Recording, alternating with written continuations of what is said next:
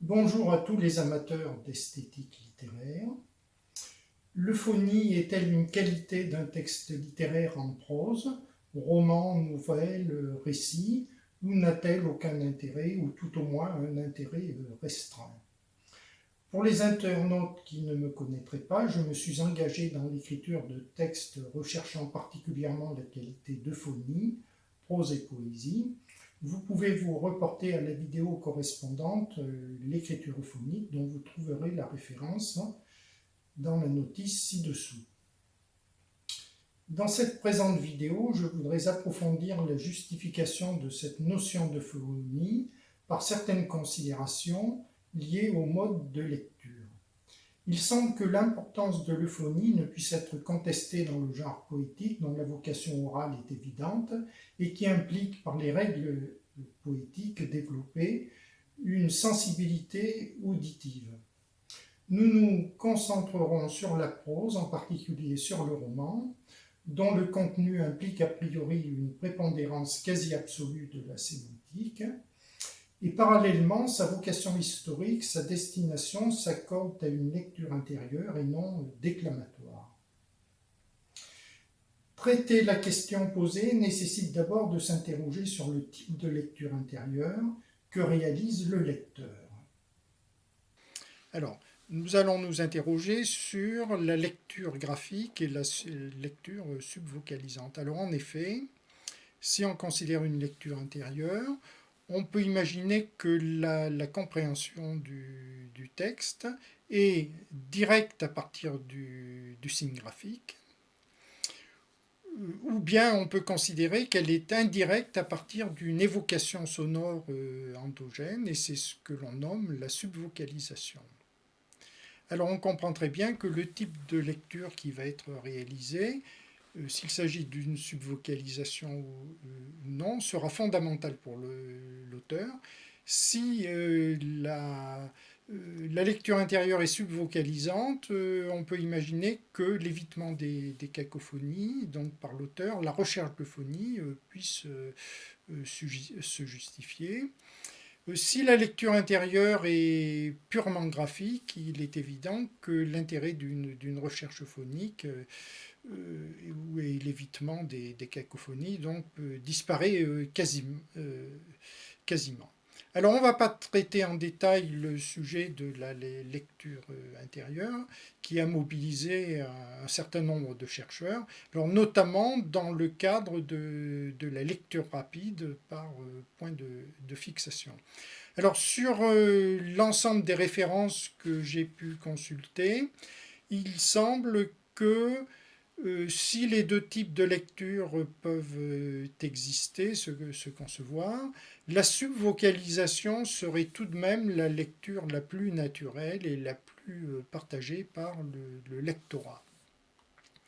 Alors la lecture graphique paraît plutôt le résultat d'une discipline particulière qui est destinée à accélérer artificiellement la lecture. Alors ce type de lecture est d'ailleurs contesté et selon la chercheuse Elisabeth Schotter, donc, qui est psychologue cognitive, eh bien, une lecture sans subvocalisation est souvent illusoire car elle oblitère fortement la compréhension. Alors nous retiendrons donc cette hypothèse de la subvocalisation, mais nous allons tenter d'aller un petit peu plus loin car par quelques tests qui font intervenir la notion d'euphonie et de cacophonie.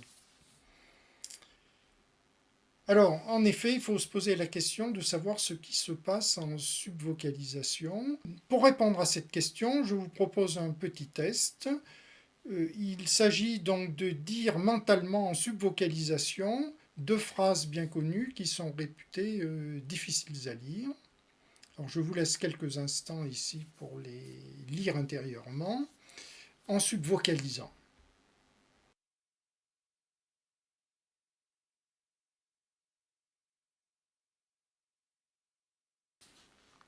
Voilà, alors je vous donne maintenant mon avis personnel.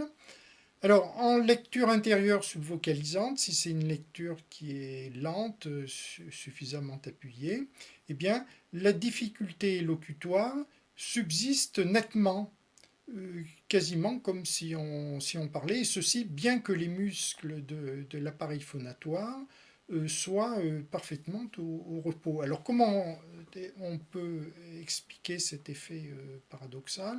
Alors sur le plan biologique, ça n'est pas si étonnant que cela.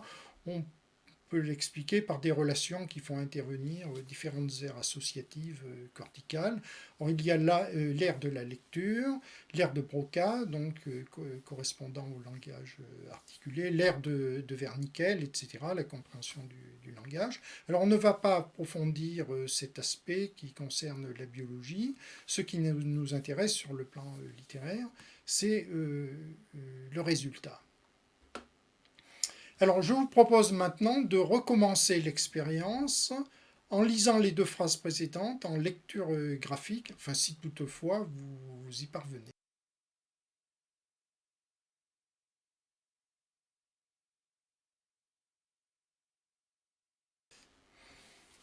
Voilà, alors en lecture intérieure graphique, la sensation d'effort élocutoire disparaît complètement.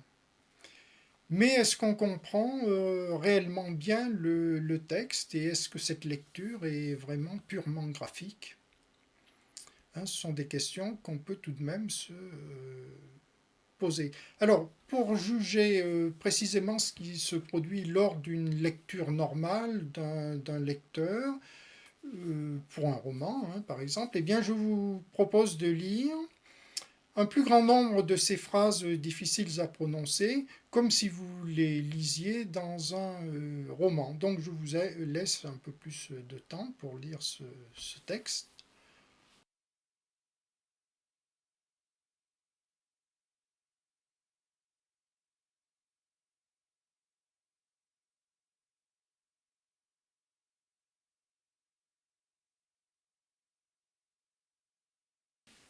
Voilà. Alors après avoir expérimenté la lecture d'un assez grand nombre de ces phrases, voilà l'hypothèse que pour ma part je formulerai. Alors pour moi, ce qui se produit naturellement lors de la lecture, c'est une sorte de subvocalisation floue, partielle ou saltatoire, qui évite les points de cacophonie ou les parties secondaires du texte. En quelque sorte, le lecteur gomme intuitivement les cacophonies en les sautant, justement parce que ça lui exige un effort, et cela apparemment ne gênerait pas considérablement sa compréhension du texte. Alors finalement, ça rejoint un peu en partie l'hypothèse d'Elisabeth Schotter.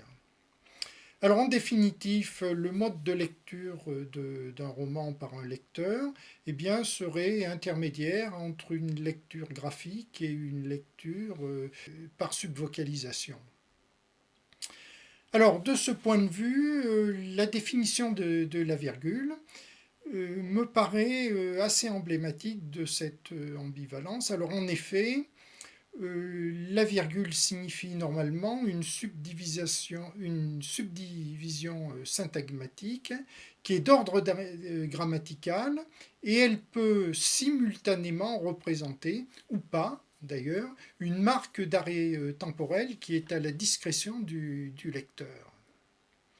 Alors, si l'hypothèse de la subvocalisation saltatoire ou floue qui évite les cacophonies est vérifiée, eh bien, il est évident que cette hypothèse ruine la nécessité d'éradiquer ces cacophonie dans la prose romanesque. Alors on peut se demander tout de même si ça ne peut pas constituer, cet évitement des cacophonies ne peut pas constituer une gêne pour la lecture. Alors à partir de là, on peut se poser, avant d'aller plus loin, un certain nombre de questions dont la réponse est sans doute très incertaine. Alors première question, une lecture purement graphique désincarnant la substance de la prose, peut-elle être considérée comme une lecture de nature littéraire? Alors, est-ce que cette dernière ne doit pas être réservée, c'est-à-dire la lecture graphique, ne doit pas être réservée au texte informatif? Seconde question, l'intérêt d'un roman est-il purement sémantique, indépendamment de sa substance sonore ou même de sa configuration graphique? Alors plus loin, on peut se poser la question suivante. Est-ce qu'il pourrait exister une érotisation littéraire qui serait relative à la graphie autant ou plutôt qu'à la phonie? Alors la sensibilité de certains lecteurs eh bien, serait plus proche de la sensibilité aux arts graphiques que la sensibilité à la musique. Alors de ce point de vue, on remarquera que même en poésie, l'aspect visuel du texte poétique, voire même intellectuel, pour la rime revêt une certaine importance. Alors c'est le cas des rimes masculines et féminines. Et même certaines rimes ne valent que par leur aspect graphique et non pas auditif. Alors, est-ce que la recherche de phonie, l'évitement des cacophonies donc, est totalement ruiné par cette hypothèse que nous avons posée? Eh bien, il me semble que une recherche poussée de phonie pourrait trouver sa justification car elle représenterait un concept qui est volontairement choisi, facultatif certes, mais que l'auteur peut se créer peut se fixer pour créer une forme spécifique, alors parmi d'autres esthétiques littéraires, et c'est bien le sens que j'avais donné à la recherche de phonie dans ma vidéo consacrée à ce concept. Alors, c'est une conception artistique de l'écriture qu'on n'est pas obligé de partager. Alors, au contraire, on peut, comme Stendhal, mépriser toutes les formes matérielles du discours, même la syntaxe, le style, pour considérer uniquement la dimension sémantique du discours. Alors, une question de choix pour l'auteur, mais aussi c'est une question de choix pour le lecteur, qui peut opter de lire un ouvrage où va s'affirmer l'une ou l'autre de ces conceptions. Finalement, au terme de cette analyse, on en revient au départ, un peu comme dans un dialogue socratique. Et pour terminer, j'en viens naturellement à vous proposer une vidéo sur l'écriture euphonique, ainsi que l'application Mon récit de science-fiction, quand les humains se virtualisèrent, écrit nativement en écriture euphonique. Je vous indique aussi l'adresse d'autres romans réécrits secondairement en écriture euphonique. Vous pouvez les lire comme vous voulez, en vocalisant ou non. Vous pouvez en tirer selon votre tempérament une jouissance auriculaire, ou bien oculaire, ou même intellectuelle, si vous êtes un esprit pur. Merci de m'avoir écouté.